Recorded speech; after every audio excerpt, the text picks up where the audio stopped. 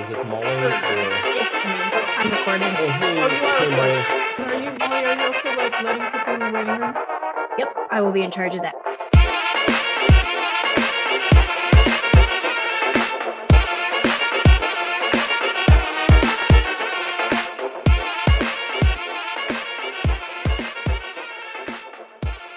Believe it or not, it is our ultimate meeting for the season. I know. I'm That's sad. crazy. A little relieved in some ways because it's a lot of energy, but I'm also super sad. Yeah, well, it's been crazy, but I'm so happy actually that we've been able to have such a fruitful semester given the unusual circumstance. Although we have honestly been able to turn the problem into and the challenge into opportunity, because this way we can have more people, and I hope that in the future we'll be able to keep some of the format. We're very excited to see the circle been growing and new people coming into the circle and being incorporated. Today, my co-host, Dr. Mary Neuburger, the professor of history, head of the Center of Russian Eastern European Studies, and also the chair of the Department of Slavic and Eurasian Studies, will present a very interesting part of her new book. And this way we will close the circle. I'm just going to remind for everyone, especially the new people in the circle, that the presentation will be followed by Q&A session. I'm going to ask you to introduce yourself and where you're participating from and the institution that you represent. And also don't forget to fill out, please, the survey that's been sent out to you via email invitations, as it helps growing the circle, enriching it, and calibrating the topics for the next season, which will be in the fall, and most likely will have a mixed form. That means that it will be held in person here in Austin, Texas, but also will have a virtual component, which will allow for all of you that have demonstrated your interest to participate in it. Without further ado, although Dr. Neuburger, more people are coming still. That's all right. Would like to pass the floor to you, and I'm super excited that we're finishing the season with your presentation, Professor Neuburger. All right, I'd like to start by introducing myself. I mean, many of you know me, some of you don't, but I'm a professor of history here at the University of Texas. I'm also the director of the Center for Russian, East European, and Eurasian Studies, and the chair of the Department of Slavic and Eurasian Studies. I'm the author of a couple books. My first book was The Orient Within, Muslim Minorities and the Negotiation of Nationhood in Modern Bulgaria, which came out with Cornell in 2004. My second book was Balkan Smoke, Tobacco in the Making of Modern Bulgaria, which came out also with Cornell in 2012. I co-edited a book also with Paulina Bren that many people know of called Communism Unwrapped, Consumption in Cold War Eastern Europe, which came out with Oxford in 2012. And I currently have a book in production, again with Cornell, because I think changing presses is a little bit like changing your hairdresser. You don't want to do it. And my book has the working title, well, actually, I think it's kind of a confirmed title now. It's gone through Cornell marketing, called Ingredients of Change, the History and Culture of Food in Modern Bulgaria. Today, I'm going to be talking about one of the chapters of that book. I also wanted to note that I'm the co-editor of the Journal of Contemporary History, and we're always looking for good submissions for those of you who are historians. And so please keep us in mind. Okay, so now I'm going to share my screen. Just a second here. And put this into slideshow mode.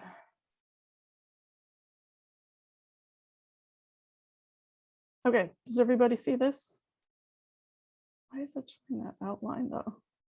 Okay, so this is not the actual cover of my book. It's a cover that I made up to look like the cover of my book, but this is the actual cover image that I'm using. So I'm really excited about this image, and this is my title. My title is Ingredients of Change, and actually I've organized the book around chapters around what I consider to be sort of key ingredients or categories of food, as a way of pulling apart and looking at how each of these categories was transformed and transformed Bulgaria in modern Bulgarian history. I gave a talk actually before I went virtual about the kind of book as a whole, and I just wanted to hit some main points before I dig into this chapter, which I consider to be my sort of foundational first chapter of the book.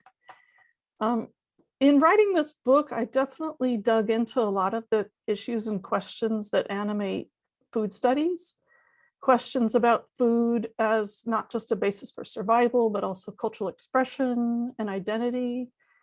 But particularly works in food history that look at the role of food and power, politics and geopolitics, that look at food as an element of historical transformation, of economies, of cultures, and of bodies. And a couple of the, I would say, organizational threads of the book, or theoretical organizational analytical threads of the book, revolve around a couple of concepts. One is the bioimaginary, which, simply put, is how we think about food, but more kind of in a more complex way. What are the sort of biochemical, ethical, moral, civilizational, or spiritual implications of consuming particular things? And then I also talk about biopolitics, which many probably know of this term from Foucault, but I use it to talk about what are the concrete policies, plans, and campaigns that were used by states, and in some cases, individuals and groups, non-state actors, to shape what people ate and drank in history. So moving to bread, I would argue, more than any other category of food in history, bread and also grains, has been deeply entwined with power, politics, and revolution. As food historians have argued, grain was even more foundational to modern state power than weaponry. It allowed polities to feed cities and armies and secure sovereignty since ancient times. So the ability to cultivate, amass, procure, store, and transport grain historically has provided the basis for population growth and urban development, but also has been essential for conquest, which required feeding armies on the move. And this is still the case, that providing populations with grains and bread is a primary requirement of state legitimacy. And as a corollary, a lack of bread or grain, which still for much of the world is a foundational food, especially for the masses, has long been the cause for unrest and even revolution, and I'll return to this shortly. Bread and grains have been consumed in the Balkans for as long as we have recorded history. Being close to the Fertile Crescent, a lot of forms of breads and technologies spread out from that region. Bulgarians and other Slavs of Eurasia quite literally had a cult of bread woven into their systems of folk belief, shaped by both pagan and Christian tradition. Bread, in a sense, was God, the presumed outcome of fertility prayers, and when blessed, the presumed body of Christ in Christian tradition. Grains were a key source of wealth and critical to the success of the vast Ottoman Empire, which we see a map here. The Bulgarian lands you can see on this map were among the core provinces of the empire, some of the earliest gained and some of the last lost. The rich alluvial valleys of this region, particularly Thrace, Dobruja, Macedonia, provided grain to Ottoman cities, but also armies, which were continually on the march through the Balkans. Bread was consumed every day by Balkan peasants and urban dwellers alike. They were a key source of calories, especially for the rural and urban poor, with accompaniments varying by the season, but generally sparse. Actually, a lot of food historians of Bulgaria talk about the holy trinity of food in Bulgaria. That is what people ate the most, was bread, wine, and onion or garlic. This was the holy trinity. So meat and dairy products, but also even produce, were considered a luxury, often for peasants and urban poor. But in terms of animal proteins, they were also regulated by the Orthodox calendar, which had something like 182 meatless or vegan fast days a year. Rural people ate bread of various forms, most often flatbreads, which could be leavened or unleavened, so meaning with or without yeast. And in fact, yeasted breads took more time, and so for many people, they simply made unleavened breads on a grill of some kind or roasted them on the coals. They used a variety of grains historically, not just wheat, but also rye, oats, millet, and often sprinkled these breads with salt or some other variety of spice, such as crushed red hot pepper, savory, or thyme. But grains were also used in a range of other kinds of concoctions, not just breads. So this could include porridges, soups, boiled grains, and even dips made from leftover dried bread. More sort of decadent pastries and bread products also existed using fats, eggs, milk, butter, or sweets and honey. But these were consumed more rarely, not every day, at least for the poor. These were considered holiday foods or special occasion foods historically. Bread, leavened bread particularly, was often cooked in communal ovens. So people more often than not took their bread to the communal ovens, which in towns were often run by guilds, while flatbreads could be more easily cooked at home on the grill or among the coals. Whoops, sorry, I just want to go to the next slide here. This is actually a picture of a communal oven in Bulgaria on the left with these two girls standing beside it, and it looks like what you would imagine a wood-fired oven of the sort of Italian pizza oven variety that we all know. It was only in the late 19th century and early 20th century that there was a growing number of urban bakeries, and that such bakeries began to regularly produce and sell leavened loaves made with refined white flour. So this was really new in Bulgarian history. And it was in this period that these white leavened bread became associated with urban wealth, but also Europeanization and modernity. In the course of the 19th century, amidst commercial revival, we have a new Bulgarian merchant elite emerging, which had new kinds of tastes. These tastes were not just Europeanized, but also, interestingly, in line with Ottoman elite tastes, which had a huge influence on Bulgarian and Balkan cuisine as a whole.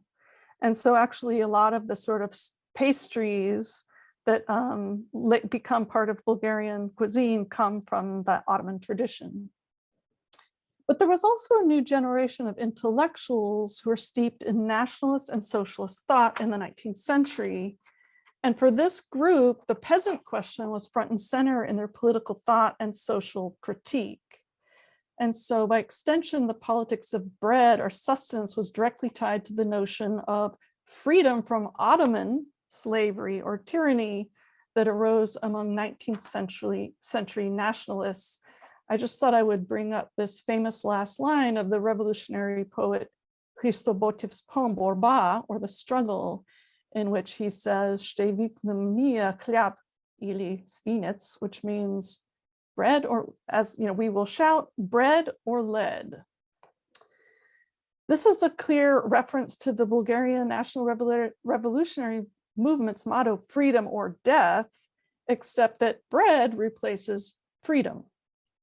In a sense, bread was as important as freedom, if not the equivalent of it, with the idea that the Ottomans were sucking the lifeblood of the peasant and making it somehow impossible for them to produce daily bread.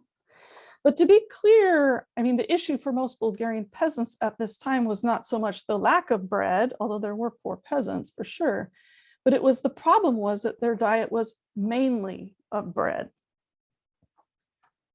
The transition from Ottoman to Bulgarian rule in 1878 did little to alleviate that problem, the problem of poverty. If anything, peasant poverty intensified in the decades that followed.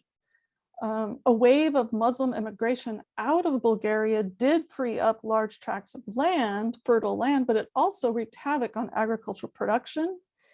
There was a intense parcelization of land in this period without accompanying improvement in agricultural techniques. There were also large waves of refugees from Thrace and Macedonia, and pressure on the land increased in this late 19th century period. Also, Bulgaria was increasingly incorporated into the globalizing economy in this period, which meant that there was a lot of export of grain and other foodstuffs. And so in this post-Ottoman period, the Ottomans were no longer a source of blame for the new kind of Bulgarian intellectual elite, but rather the West. And also the local bourgeois who emerged as sort of co-culprits in this period in terms of exacerbating the peasant question and the issue of urban poor. By 1895, prices for flour, bread, and other staples had gone up 75%. This is kind of as a proportion of income. And the working poor was paying about 65% of their income for food. So this was becoming a really acute problem. These new economic vulnerabilities fed the fires of local discontent and increased the elite attention to this ever worsening peasant question, along with the newly born workers question, which was much smaller in terms of the percentage of the population, but nevertheless was there. In the late 19th century and early 20th century, we have socialist and agrarian models emerging, not just in elite thought, but in organized political activity, as possible answers to these sharpening social inequities in Bulgaria in this period.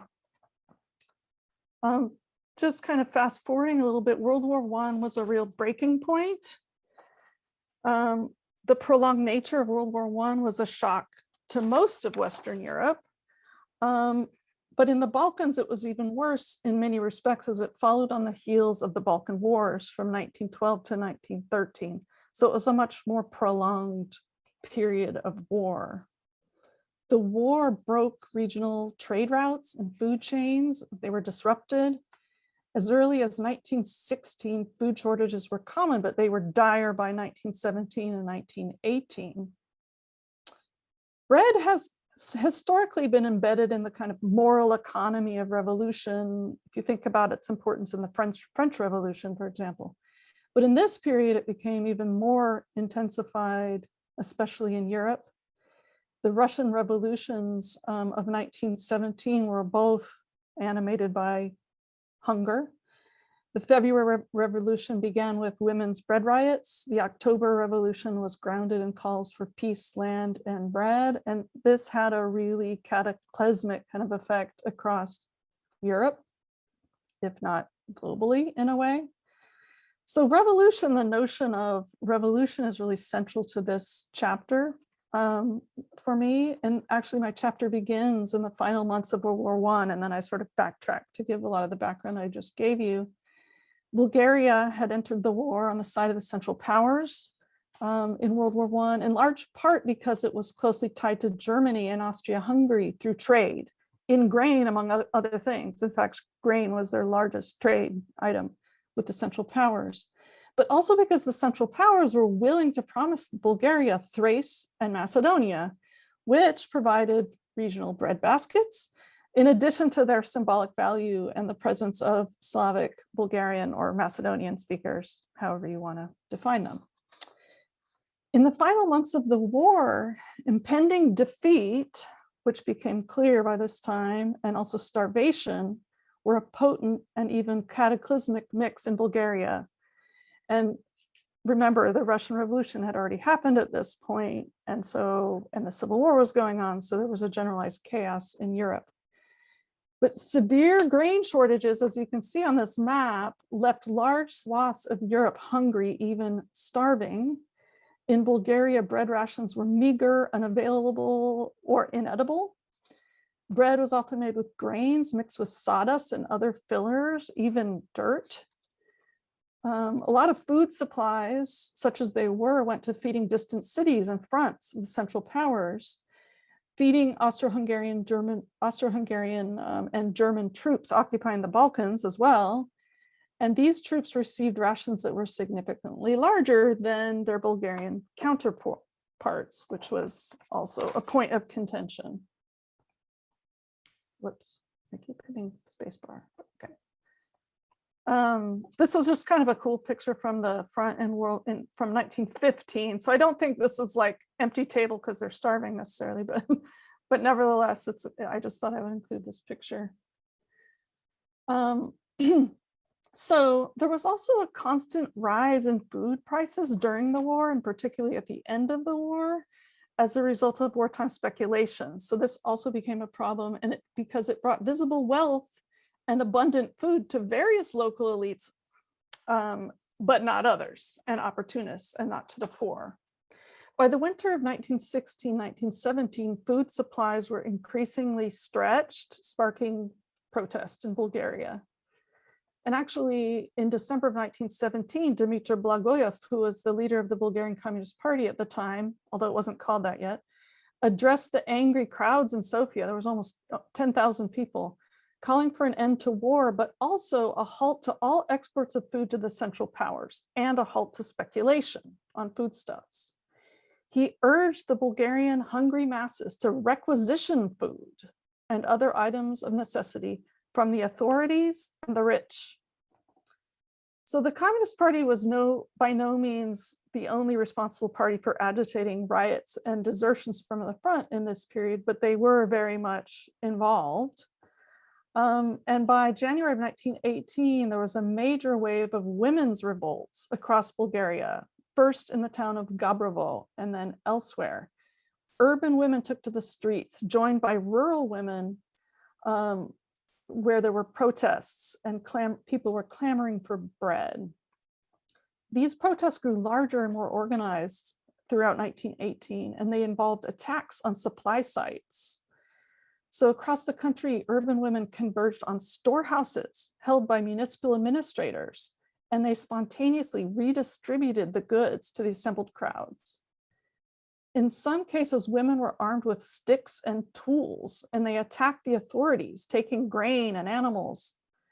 The most dramatic protests were in Stara Zagora, Plovdiv, Sliven, and Tatar Pazarjik. There were hundreds of these so-called women's revolts.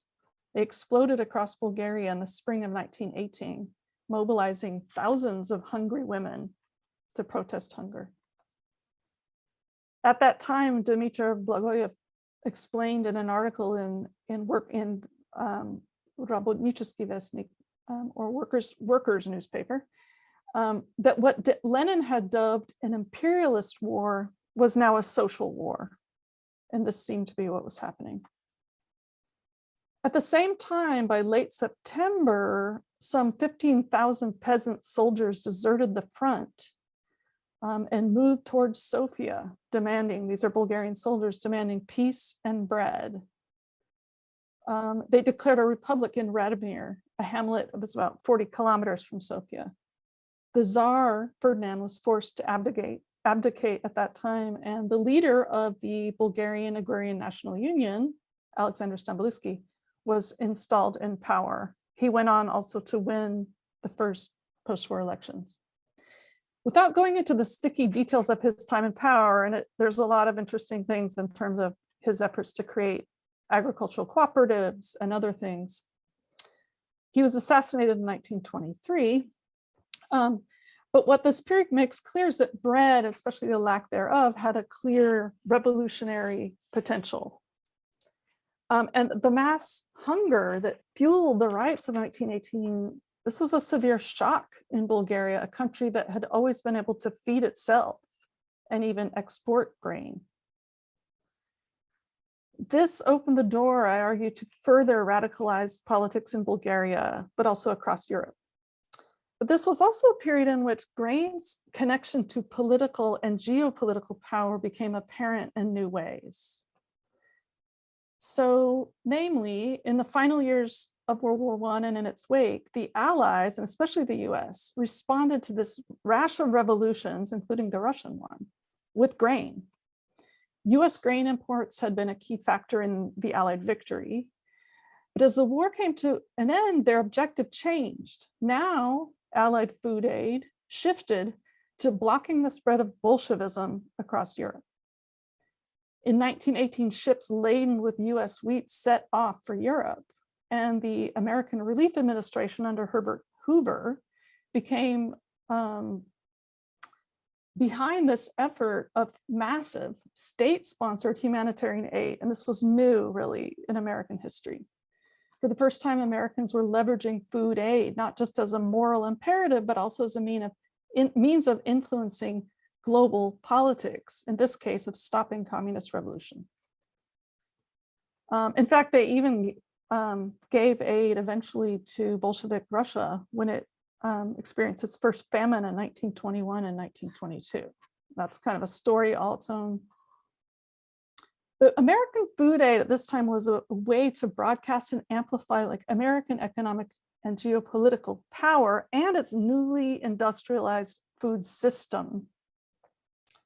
But the US, as we know, retreated into isolation in the interwar period. And this was a period of continual economic crisis for Bulgaria, as for most of Europe. It was also a period of sharpening political tensions and culture wars across Europe. Both sides, on the right and the left, in Bulgaria as elsewhere, looked for ways to rein in the ravages of unfettered capitalism, which seemed to have led to things like hunger in 1918, but also crisis in the interwar period.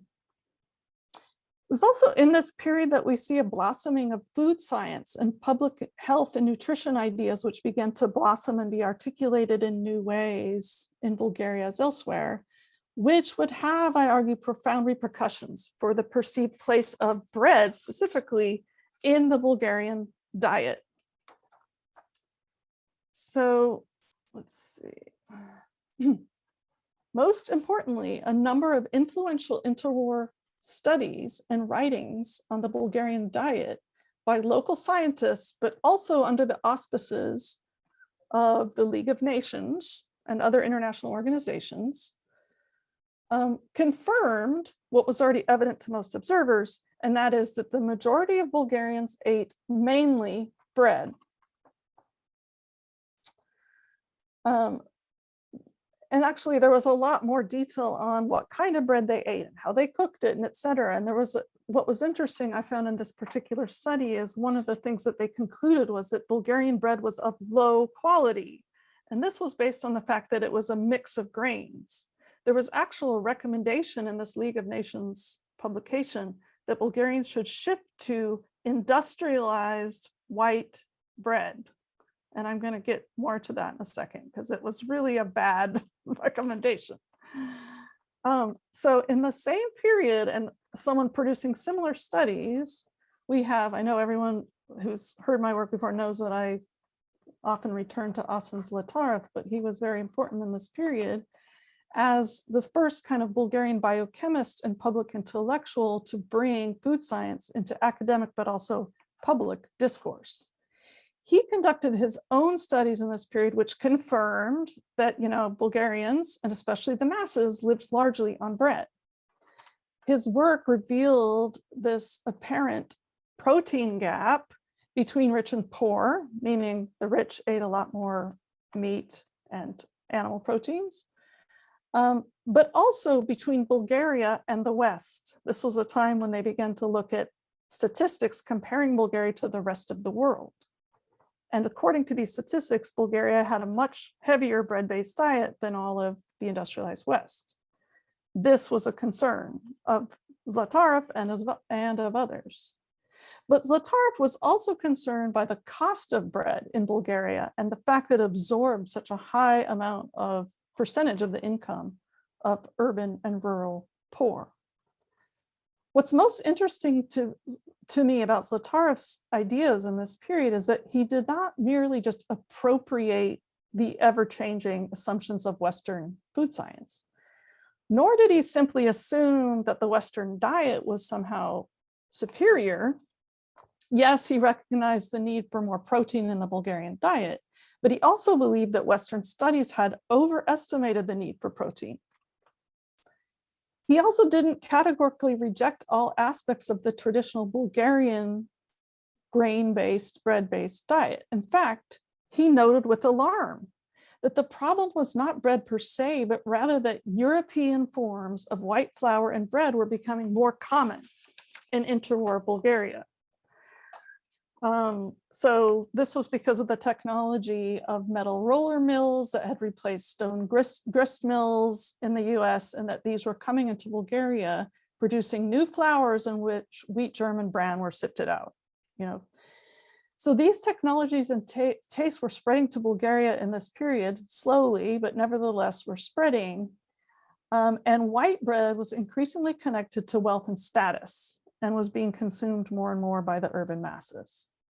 Zlatarov lamented this fact because, as he said, white flour and bread were stripped of so many nutrients, including protein and also newly discovered vitamin complexes.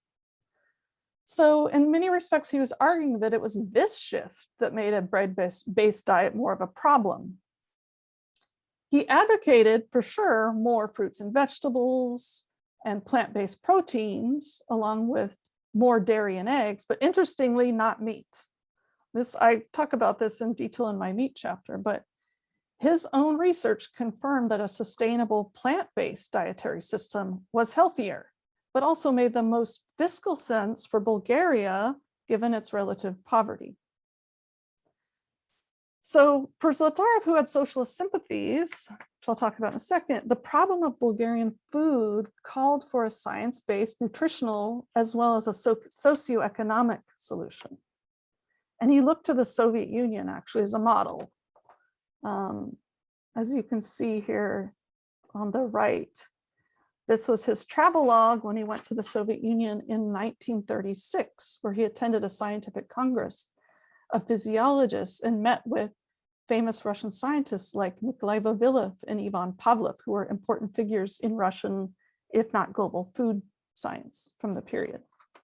So he was fascinated by the ways in which the Soviet state was wielding power through an explicit biopolitics, namely an effort to use science, including food science, to organize and optimize human potential and performance. One can only presume he was unaware of the darker side of the story of Stalinist biopolitics, like how Stalin used hunger and starvation as a political tool during the forced famine in Ukraine. Nor did he witness the infamous wrong turn in Soviet plant biology, which happened shortly after his visit and his death in 1936, when Stalin chose to favor the plant genetics of Trofim Lysenko, and what came to be known as Lysenkoism crippled agriculture in the Soviet Union and even in the bloc until 1953. Zlatarov is important not just because of his place in interwar Bulgaria, but because he left behind his extensive writings, as well as his students and collaborators, a legacy of homegrown food science and biopolitical thinking that was framed by Marxist thought. So therefore, it was kind of usable for the post-war regime, which I will get to in a second. But I also wanted to note that the cause of whole grain was also advanced on the right. And in my chapter, I talk about a pamphlet that's put forward called White or Black Bread by someone who essentially says that white bread is the root cause of malnutrition and chronic hunger, particularly for the poor. The author of this pamphlet looks to the cultivated nations such as Nazi Germany, who he claims had outlawed white bread.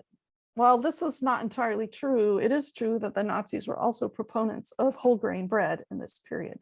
So interestingly, we find its proponents both on the right and on the left. Not necessarily in the Soviet Union at this time though, but that's another story. So as far as World War II, we know that Bulgaria entered World War II on the Axis side, in large part, again, because of its dependency on Germany and the German-occupied New Europe as an export market for products, again, such as grain. Nazi Germany had been buying grain from Bulgaria at above market prices, actually, since the 1930s to stockpile their own supplies. And Bulgaria's alliance with the Axis brought them the promise of expansion into grain-rich southern Dobruja, which they lost in World War I, and parts of Macedonia and Thrace. So there was a clear benefit to them. I mean, in some respects, they became an agricultural colony of wartime Germany. But if you look at in detail at Germany's sort of food policy during this period,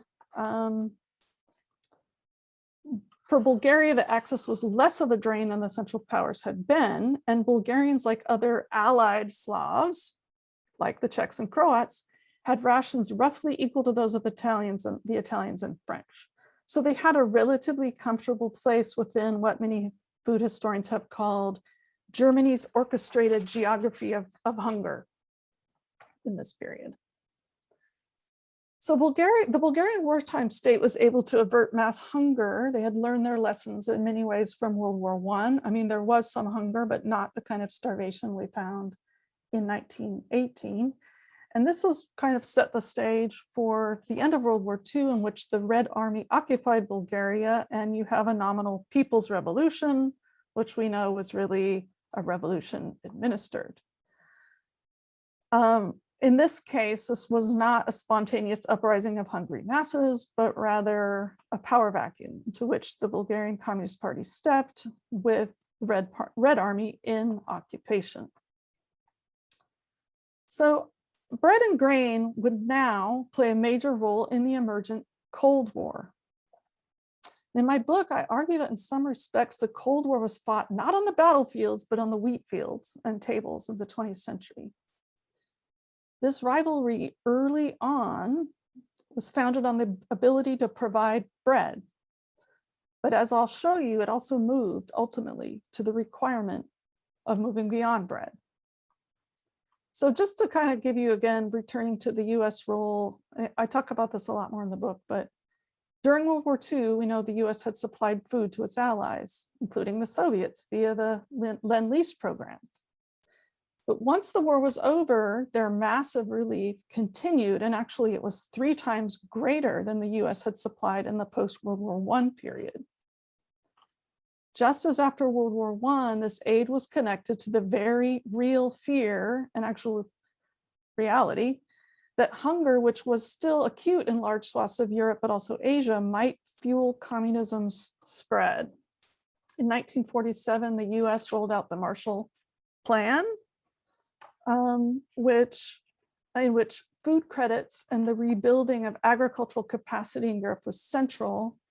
George C. Marshall noted in his famous Harvard speech in 1947, "Our policy is directed not against any country or doctrine, but against hunger, poverty, desperation, and chaos." But it was certainly a policy that aligned with Truman's containment policy and was certainly about stopping the spread of communism in Europe. Of course, the aid was offered to all of Europe, but under Stalin's direction, the states of the newly forming Eastern Bloc turned down the aid on the grounds that it was tied to American economic imperialism. But as a way to extend its own power in the same period, the USSR, in the midst of its own post-war chaos and shortages, actually shipped wheat west, and south, including 350,000 tons of wheat that was shipped to Bulgaria in 1946 alone. Soviet grain bolstered this new post-war Bulgarian communist regime, which established its authority by promising and supplying bread, even as it also established control over the post-war food system. Bread found its place in the Bulgarian communist vision for forging a new society, and through its efforts to create a new man, which required both a nutritional and a civilizational transition for the Bulgarian masses in particular. The new man, I argue, was to be formed in part through a new attention to biochemistry, namely through rational consumption of food, that is a science-based, balanced, and nutritional diet. But to be more specific, the goal of the socialist era nutritional policy was for Bulgarians to undergo a nutritional transition and to move beyond poverty-induced bread-based diet, as well as to jettison irrational peasant eating practices. And that I mean feast and fast days left over from the Orthodox tradition and other traditions. In part, Zlatarov's works were used to frame the parameters of this rational diet, but they had to be carefully edited. Namely, his solutions to the bread-based diet problem were ignored. That is, to eat whole grain breads and a plant-based diet. Instead, the Communist Party's food policy mimicked the Soviet one, and that was to encourage consumption of meat and dairy products, but also mass-produced industrialized white bread. So this notion of truly rational consumption, which I would argue actually that Zlatarov's ideas are closer to what might make sense for rational consumption, were always in tension with other kinds of communist goals, namely of bringing the new socialist man the good life. This went beyond satisfying basic needs like bread, but to supply instead a cornucopia of pleasurable modern consumer goods. In terms of bread, this meant a newly whitened bread-based diet, but also a greater proportion of meats, fruits, vegetables, dairy, and other foods, which were actually needed to balance this white bread diet nutritionally, but also to infuse it with pleasure and richness. So interestingly, in this period, notions of nutritional eating were in many ways undermined by efforts to provide foods like mass-produced white leavened bread and pastries that were seen as harbingers of success and progress and status and even Europeanization. But white bread was also easier to scale up and industrialize. It's easier to use white flour than whole grain flours to mass produce bread. And you needed to do this and able to fulfill the litany of quotas and plans that punctuated the period to create enough bread for the population. So early on, the communist regime took over the state monopoly on the grain trade and export, and there's a series of other measures they took in order to ramp up bread production, but also to take control over it. Part of that was they began the process of collectivizing agriculture, but also promoting public bakeries instead of home baking. So one of the goals of this, I guess, creation of industrialized bakeries and even bread factories was the liberation of women from the time-consuming practice of baking bread. So they estimated that women spent about 5 to 6 hours a week baking bread, and that this time could better be used working in the factory or building socialism in other ways. I'm not going to go into the details of collectivization, but in spite of its cruelties, it did eventually create the conditions for more consolidated and modern farms where agricultural technologies could be applied and labor could be better mechanized and production could be exponentially increased. The state immediately commissioned buildings of rudimentary bread factories in Sofia, Plovdiv, Pernik, and Varna. And there was some, by 1960, 40 new bread factories had been built in ambitious new economic plans. So these were incorporated into the production process along with new kinds of science and technology to bring white bread to the Bulgarian nation. Of course, mechanization only went so far. As late as 1970, one source said that 93% of Bulgaria's bread ovens were still wood-fired, which to me isn't necessarily a bad thing. Probably it was better bread, but equipment was old and worn out and unable to meet demand. In addition, by this time, increasingly communist success was measured not by bread alone. By this time, in the post-Stalinist period, there was a shift from heavy to light industry and a focus on consumer goods in Bulgaria as across the bloc. There was also more of an opening of trade and technological exchange with the West during this period. In spite of all these changes, there were also, throughout this period, continued shortages of bread and grains and other foods, at times bordering on crisis. And these were caused by problems in planning, production, and the distribution chain. But some of these shortages, I would argue, were caused as much by certain successes as by failures.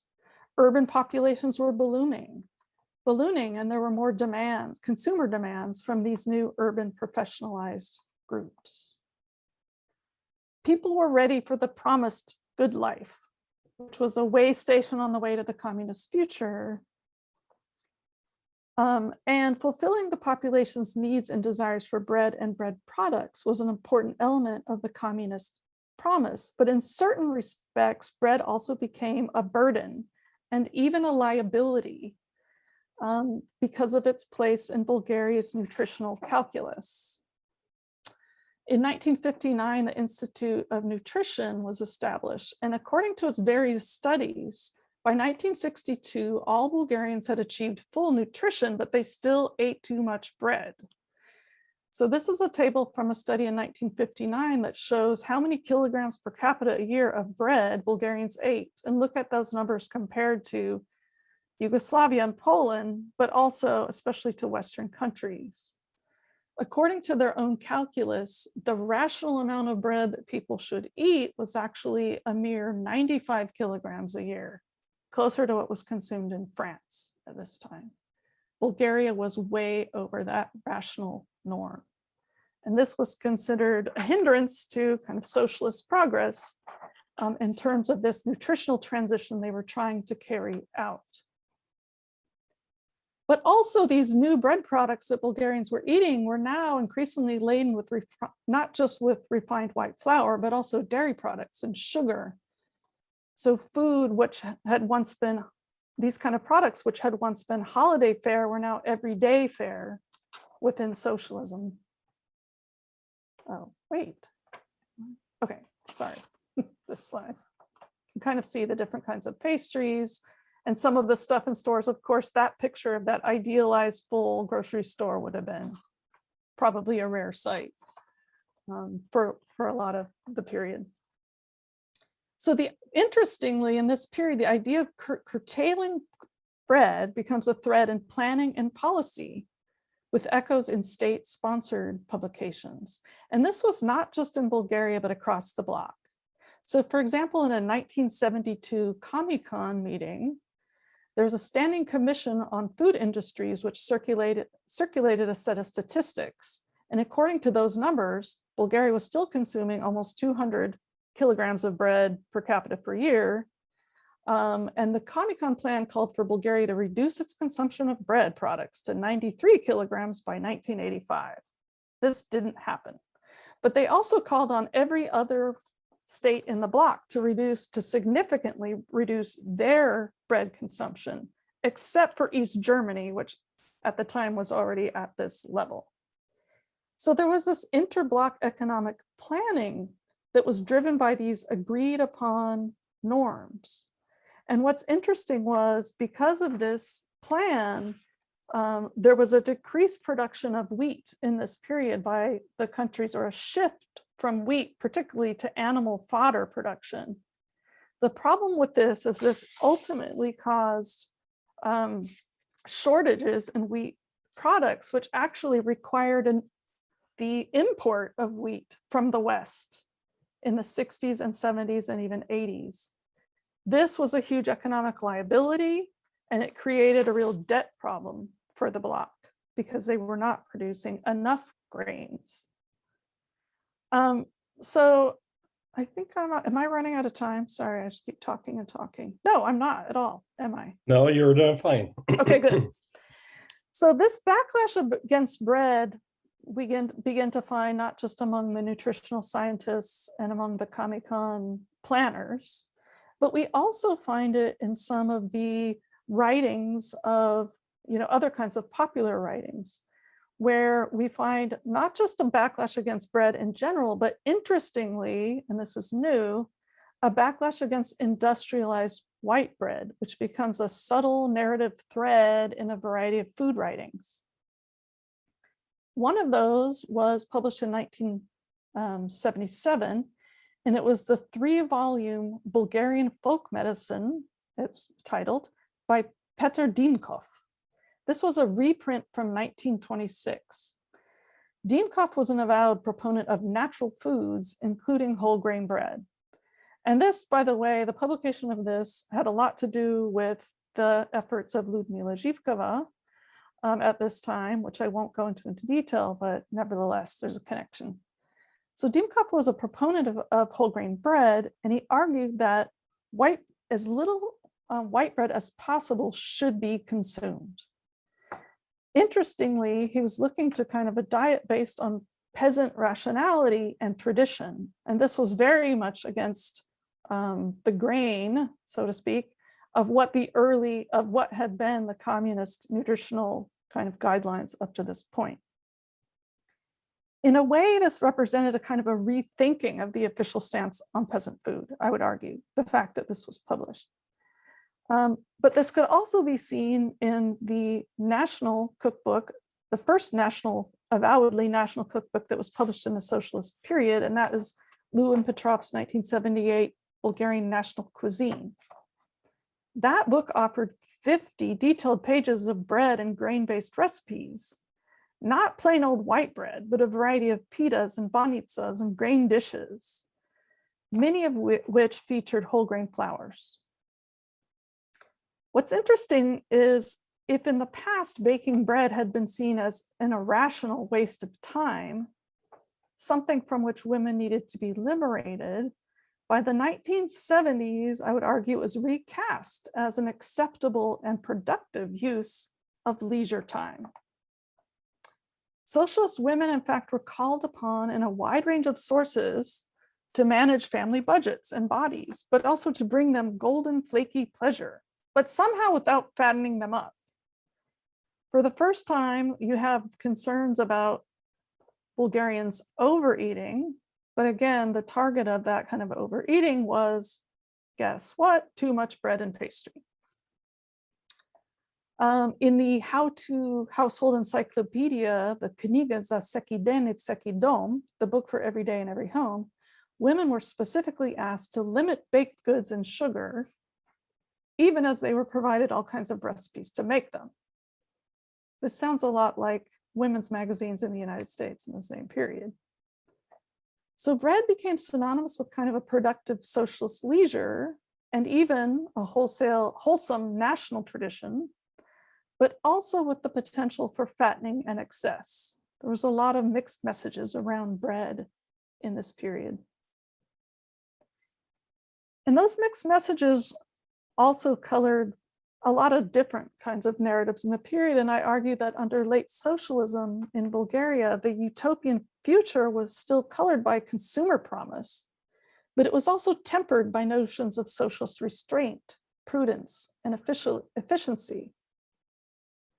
Perhaps this was because in reality, thrift and also DIY approaches to food production, as other things, were becoming more of a necessity in the face of shortages, spotty distribution, and the reality of ballooning national debt. The global recession of the mid-1970s and the oil crisis of 1979 hit the bloc hard, given its growing dependency on Western trade and capital. Consumer expectations, which had been raised already by this time, were slowly dashed by the serious fiscal slump and crippling debts, which were now becoming due.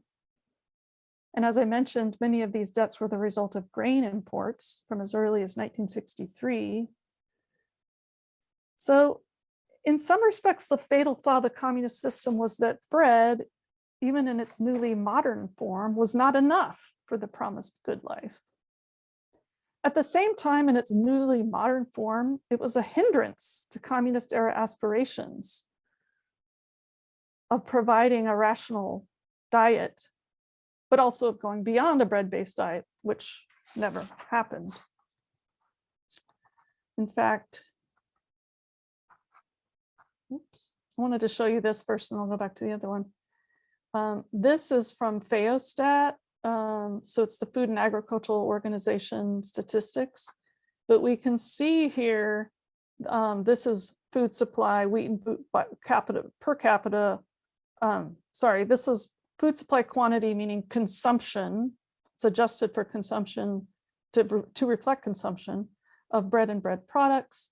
We can see that it doesn't really go down much by 1985 or by 1989. It's still at 200 kilograms.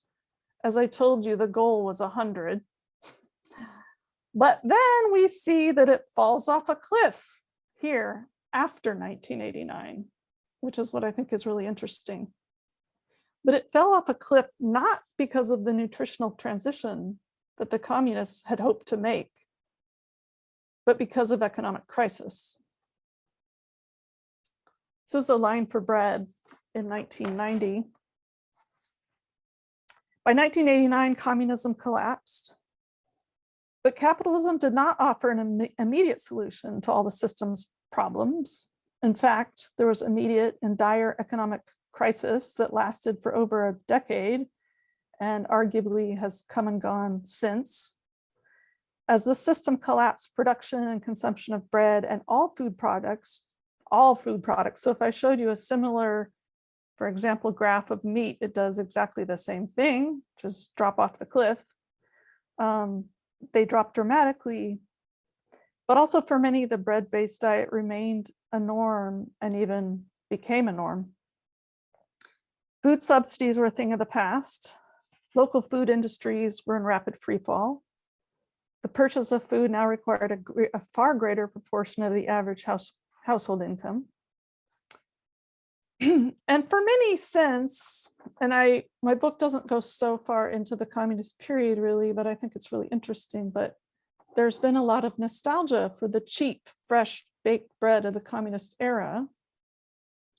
Some of this nostalgia was awoken by the collapse of the state-run bakery and the appearance of, on an unprecedented scale, of processed, pre-sliced, and wrapped white bread.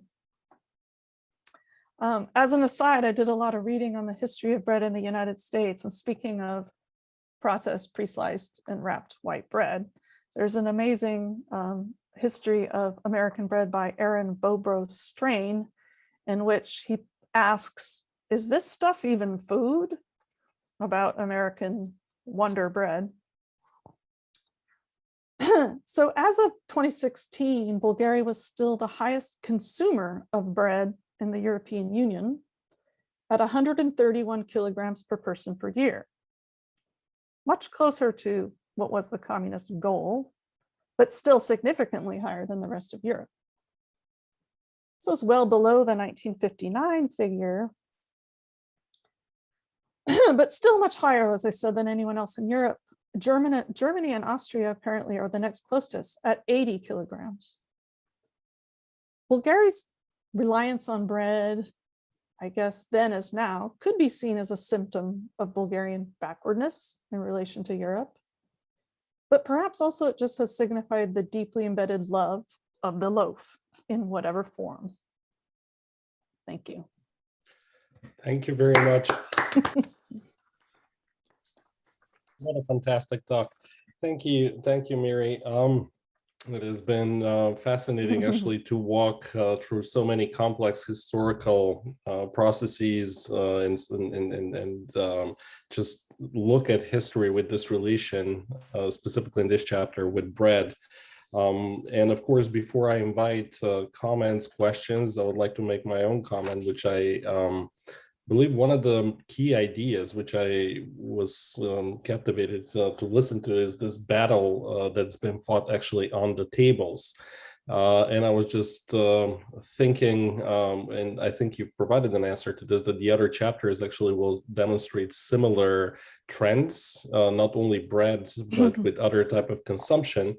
However, this whole concept actually of looking at the Cold War as something that is being fought in the wheat fields and on the table is something particularly interesting and important from my perspective as thinking about historical but political processes as well.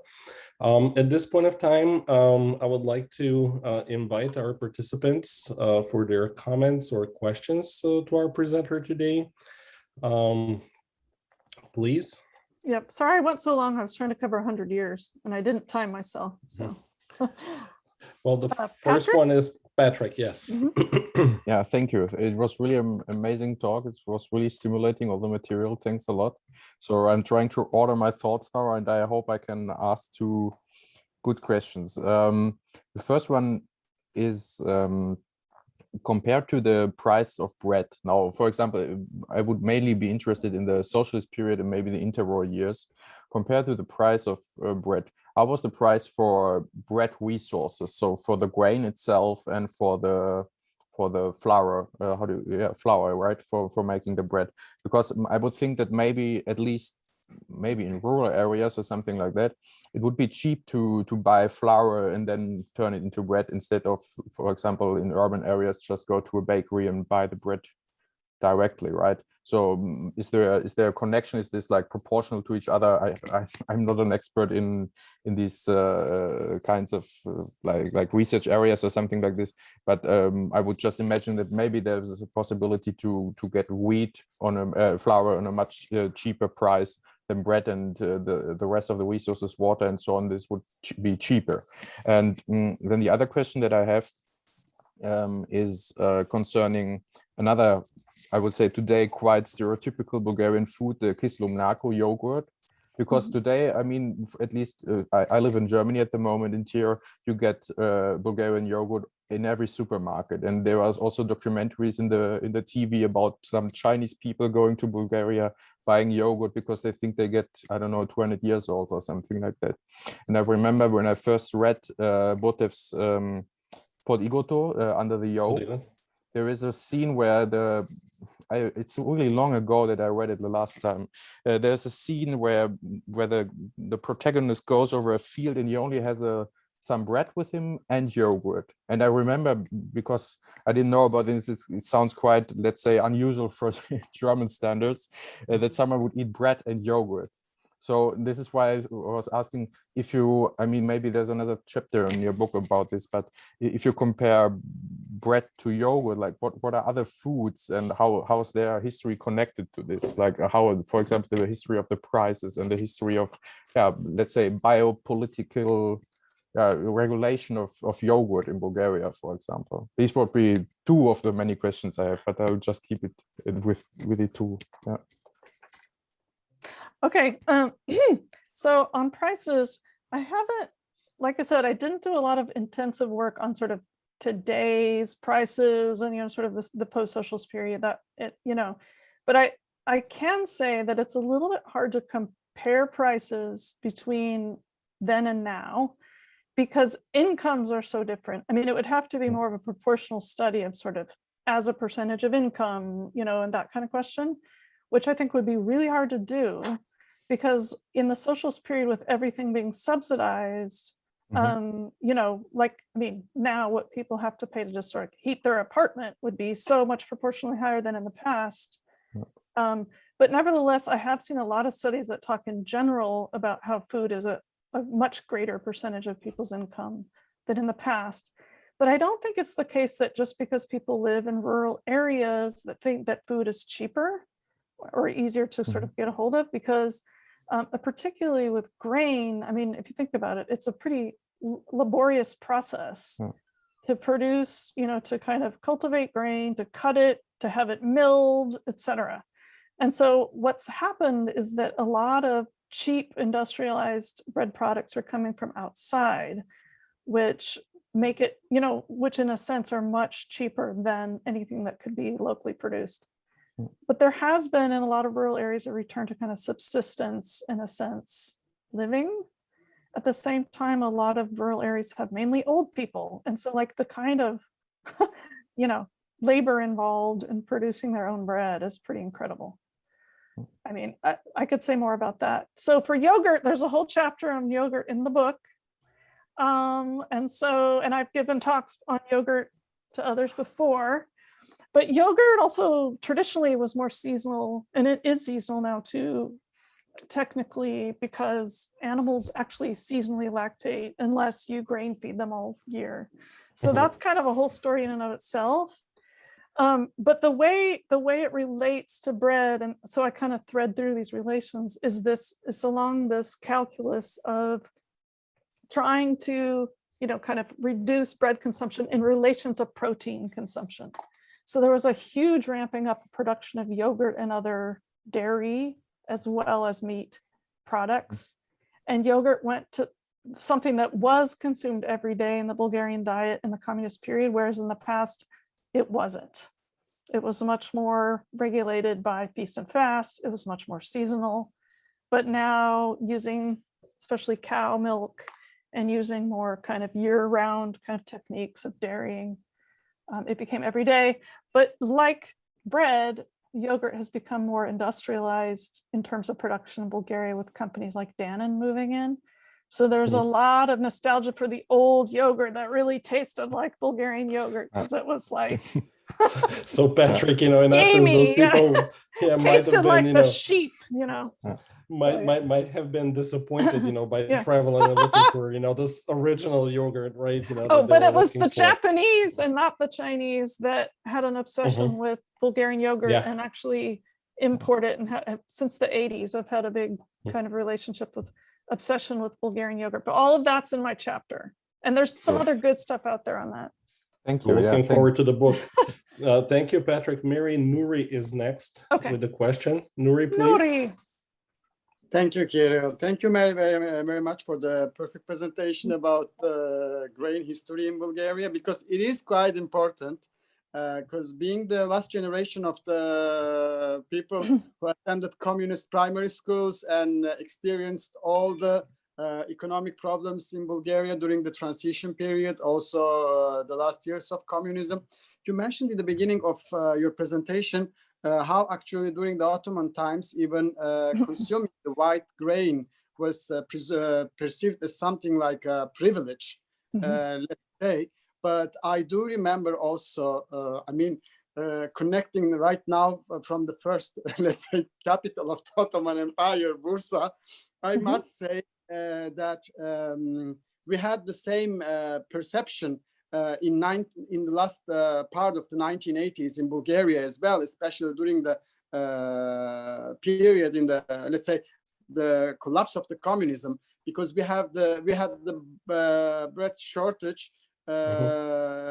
And we often had to consume, say, the whole grain bread, they said, but this was relatively darker one, so people were not eager buying it, and therefore we were imagining that actually the white grain is only available for those who live in the cities, and only they are able to consume it, because there was, even banana as a fruit was something to be perceived as a privilege, because it was arriving at the closest supermarket in the cities and was all gone in an hour.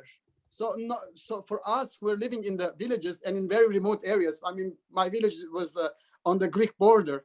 So until it arrives from Sofia, everything was gone. And I just was wondering whether you reached such type of situation, whether people were thinking the same in the cities as well or not. And also right now there is a shift of this idea, thinking that actually the whole grain bread is much more healthy than the white grain one. And this is the reason why many of the diseases that come from the nutrition problems are resulting from that. I don't know, if you have reached such type of accounts, or whether you met this type of, let's say, comments. Thank you so much for that, Nuri. I didn't do a lot of work of trying to find out what people's, what were the individual attitudes towards the types of bread people were eating in this period. But you do get the sense that it's not just that the communists, part of this providing of a good life was providing white bread, and not wanting to tell people, guess what, we have to go back to the whole grain, like peasant bread, and so this was a real kind of symbol of status. And so it was something that even if nutritionists or, doctors were saying whole grain is better, they were like, oh, that's going to be a hard sell to the population at this point, now that we've transitioned to white bread. And so, yeah, I think that there was a lot, white bread had so much sort of symbolic value, but I didn't know about that. But, obviously whole grain breads were still consumed and as part of the shortage economy. So that was a really valuable comment. Thank you so much. Thank you, Nuri. Next participant who's been waiting, Miri, is Christian Atanasov from Sofia. Christian. I have greetings from Bulgaria. Thank you for the great lecture. I don't have any questions, but I have some notes. Some years ago, I tried to construct some kind of consumer price basket about the 18th and beginning of the 19th century consumer price baskets for the some Ottoman cities. So there was definitely, how to say, holy trinity from three products: lamb meat and bread. So after the liberation, the bread definitely becomes the Tsar alone. I mean, so I grew up at the one Bulgarian village in the Balkans, nearby town of Kalofer. So my grandmother always taught me, no matter what you are eating, you have to eat. You have to eat it with bread. So because excuse me, because of that, I'm able to, how to say, to eat bread with rice and bread with potatoes. It's very strange, but Bread with bread. Pretty much. It's not. Yeah. It's not very strange for the typical Bulgarian. So my point is that your topic is very, very interesting, and I would like to buy your book when it's published.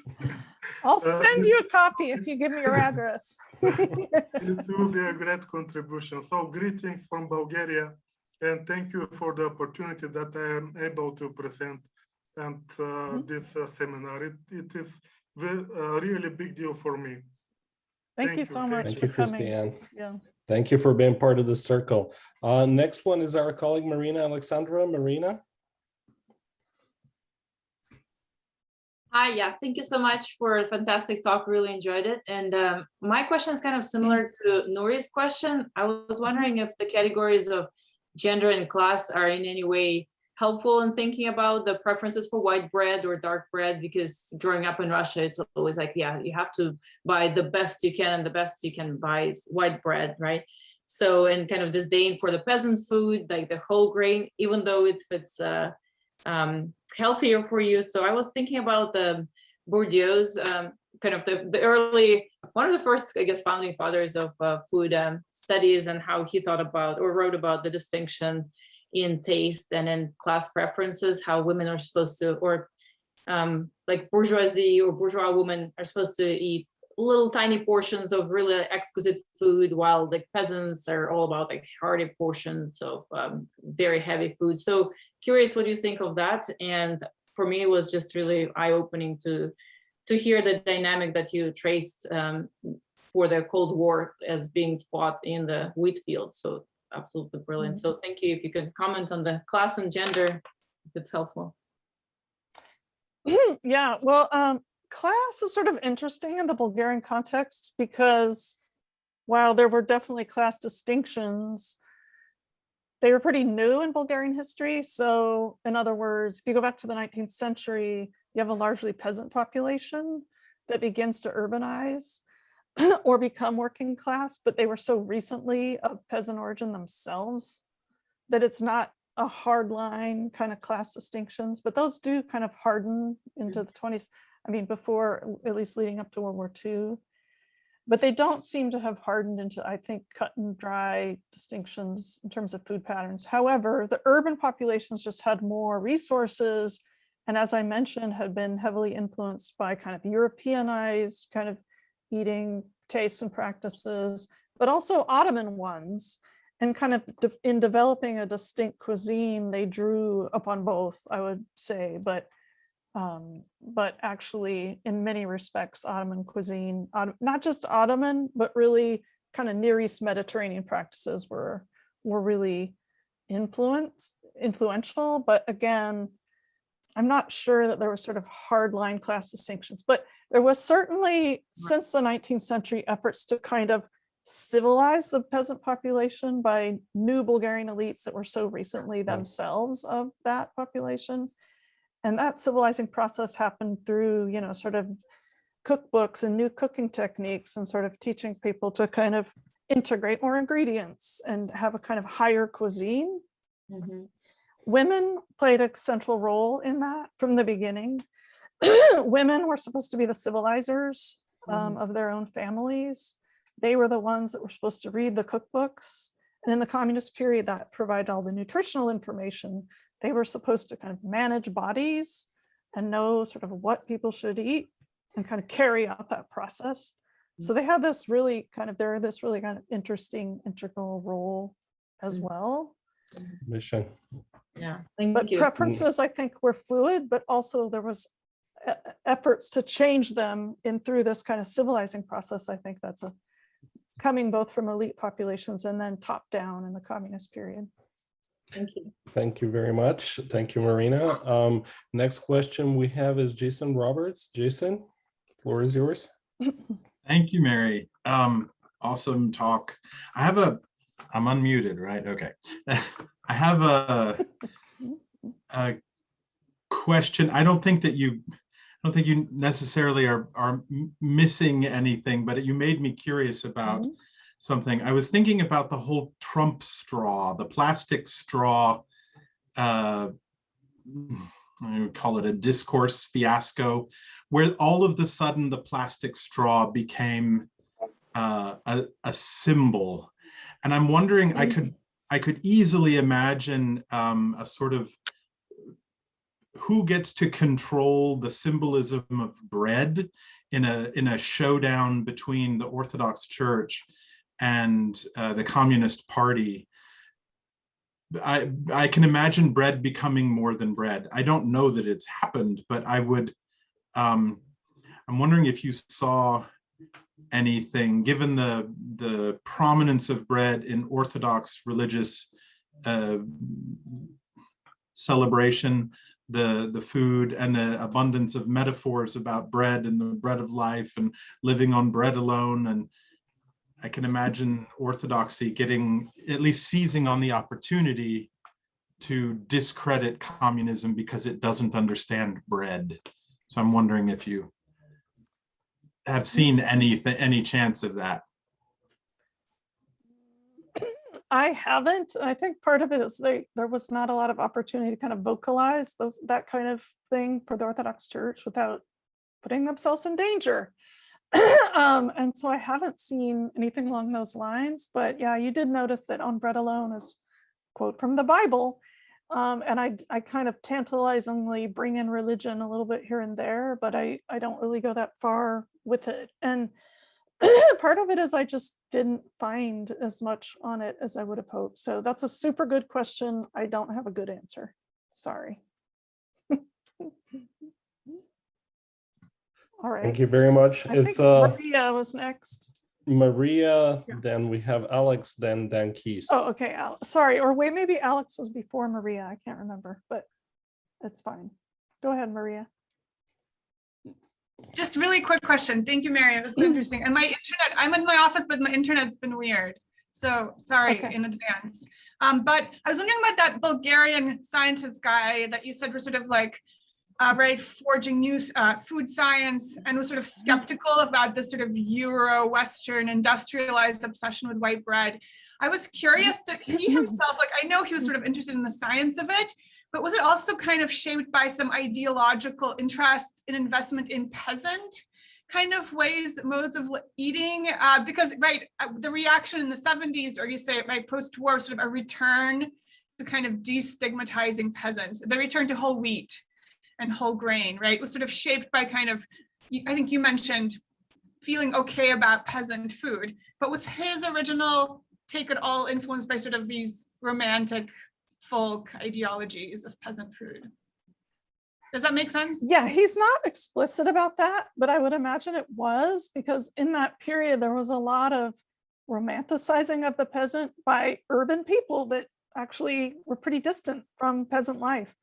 There was peasant prose coming out and kind of Bulgarian literature. And so it would make sense that there would be a attempt to sort of romanticize and kind of draw upon the peasant as a model selectively.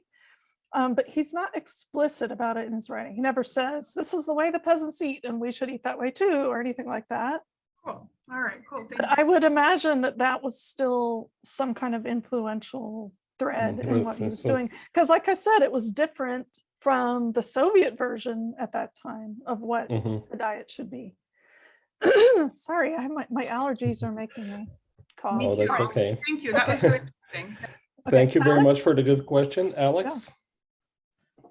Hi, everyone. First of all, let me thank the UT Austin team for setting up these incredible events. This is just always amazing. Thank you guys for providing the venue.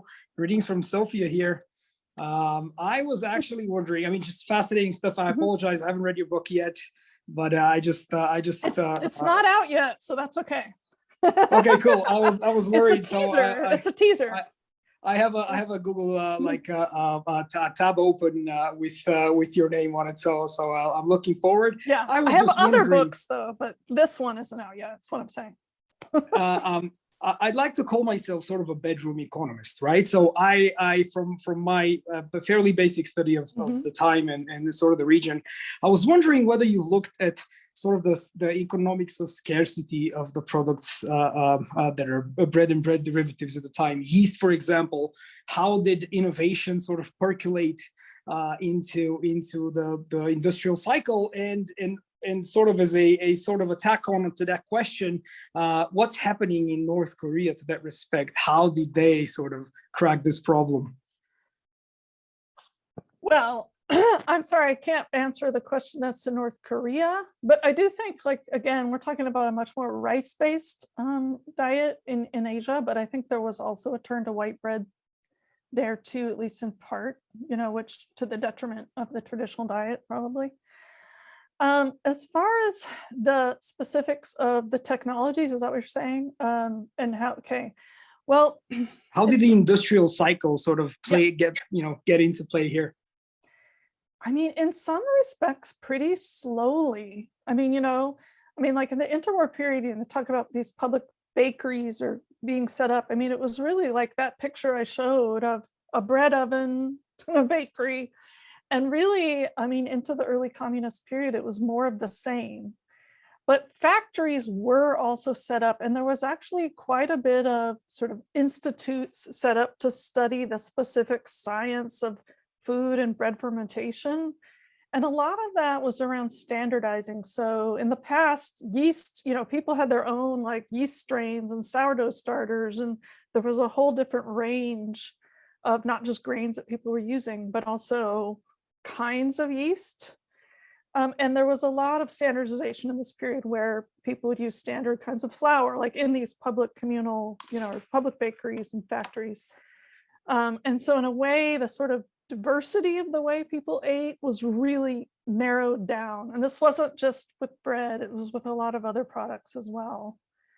But that's so essentially bread yeast became a monoculture, is what you're saying. That's exactly. Interesting. Exactly, and which is very similar to what happened in the American and context elsewhere, but it never went quite as far. But yeah, it was a monoculture. It was a move towards a monoculture. Absolutely. Thank you for the fascinating talk. I enjoyed it so much. Thank you very much for the question. As we're running slowly out of time, that will be the last question for today's session. And I'm going to ask Dan before we close this occurrence and the series for the semester. Dan, the floor is yours. Hey, thank you, Dr. Neuburger, thank you. And I'm here north of Austin, outside Salado, trying to figure out what I'm going to do for the next 4 months at noon on Fridays. I was just wondering, I don't know if there's any documentation, but is there any documentation regarding the effect that these diet changes had on individual health? Like, was there an increase in some diseases or systemic diseases, and are there any change? Or is there any documentation regarding like community health or public health? Thank you. Yeah, I mean, I think the pattern was similar to what you would find in the industrialized West, but it just happened later. And that is a shift to diseases caused by chronic malnutrition to diseases caused by overeating, essentially. So you get more heart disease and you get more, kind of those kind of diseases or diseases of kind of industrialized West. And you find that there as well. Much more kind of occurrence of those things. Now, as far as what you said is, was there studies that could isolate exactly why, or exactly what it was that people were eating that made these new kinds of diseases of overconsumption basically emerge? The answer is no, because, I mean, there's plenty of diseases, but how do you isolate? So for example, you have a whole population that's now getting heart disease and huge kind of more heart disease in a population. But how do you know exactly what it was that they were eating that caused that thing? I think you can't, because there's the diet is so complex. And so there were a lot of, I kind of don't go into this so much in my book, but there was a lot of assumptions that so there's a debate about what about the new modern diet causes this rash of certain diseases to occur. And the assumption for a long time was that it was increased cholesterol with high meat diets kind of in the United States and elsewhere. But then there's this whole other school of thought that that's a myth, and it's actually not increased cholesterol, it's increased sugars that actually make it's not from eating meat, it's actually from eating more carbohydrates that make your body sugar spike that cause also heart disease. So within food science, I guess what I find so interesting is that it's hard, I think, for studies to isolate what exactly it is that people ate that have caused a certain kind of public health change in a population as a whole, because their diet is so complex, right? But that there's these, total disagreements and theories among food scientists about what people should eat to this day. And often it's like this thing either kills you or it saves you. And so there's a lot of debates around a lot of foods in people's diets. In Bulgaria, they seemed less fixated on cholesterol than the West was in the same period in kind of the 70s and 80s. They weren't writing much about that as being the culprit. They were much more focused on sugars and carbohydrates as a culprit. In, kind of the new diseases of that period, which were mostly kind of heart disease and diabetes. I don't know if that answers your question. It's a huge question, and it would take a lot more study to kind of get behind it. But I guess, and this can be my closing statement, one of my interests in food science in this period, which I didn't talk about so much in this talk, was how much of a reliance on belief was involved. So in other words, I look at a shift from sort of religion to science as being the kind of organizing principle around the bioimaginary. But actually, I argue that food science required just as much belief as religion, because it was so debatable, unclear, and also for most of the population, you can't see protein or vitamins because you don't have a microscope, you don't know what it looks like. You just have to believe that it's a thing trust. and that you need more of it. And so that was something that I found really interesting.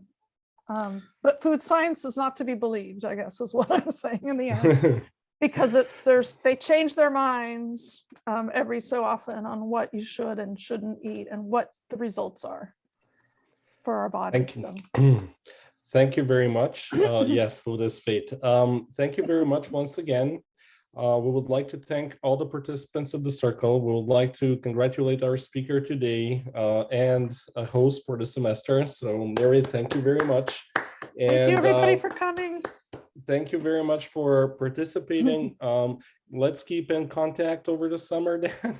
And this is the reason why I kept mentioning about our YouTube channel, where you can look into the lectures that you have missed or you want to see again from our guests. And also please fill in the survey, as in the course of the summer, we will be informing the participants of the circle and of course the wider audience about the upcoming program.